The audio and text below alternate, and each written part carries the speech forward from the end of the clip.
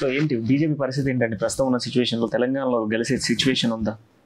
గెలుస్తుంది. ఇంతకుముందు బీజేపీ కొంచెము లైక్ 32% ఉంది. రీసెంట్గా సంజయ్ అన్న గారు చేసిన ప్రజా సంగ్రామ యాత్ర, దానికి తోడు ముఖ్యంగా చెప్పాలంటే కేసీఆర్ గారి వైఫల్యము, మాట ఇచ్చి వెనక్కి తీసుకోవడము, అతను చెప్పిన మాట పైన నిలబడకపోవడము, ప్రజలు చైతన్యవంతులు కావడము, ఇవన్నీ యాడెడ్గా బీజేపీ స్ట్రాంగ్ అవుతుంది. దానికి తోడు కాంగ్రెస్కి డిపాజిట్లు కూడా రాలేదు, ఆ విషయాలు కూడా ప్రజలకు తెలిసిపోయింది.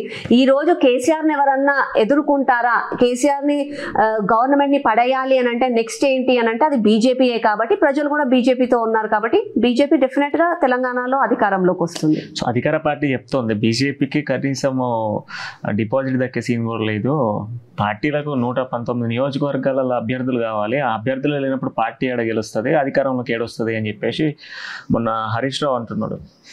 అది వాళ్ళ తెలివి లేని తనము, వాళ్ళు భయంలో ఏం మాట్లాడుతున్నారో వాళ్ళకి తెలియట్లేదు.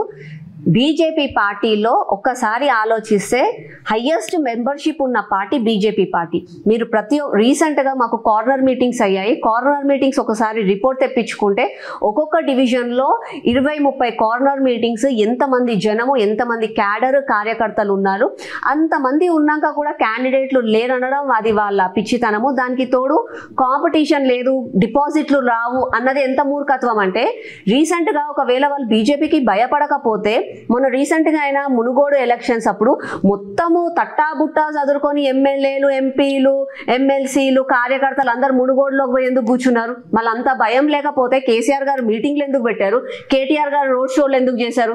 వాళ్ళకి తెలుసు BJP is a very strong party, రేపో మాపో బీజేపీయే వాళ్ళని వెనక్కి తోస్తుంది. కాబట్టి ఈ పిచ్చి మాటలు మాట్లాడుతున్నారు, కానీ వాళ్ళకి కూడా రియాలిటీ ఏంటో తెలుసు, that BJP is going to win in Telangana.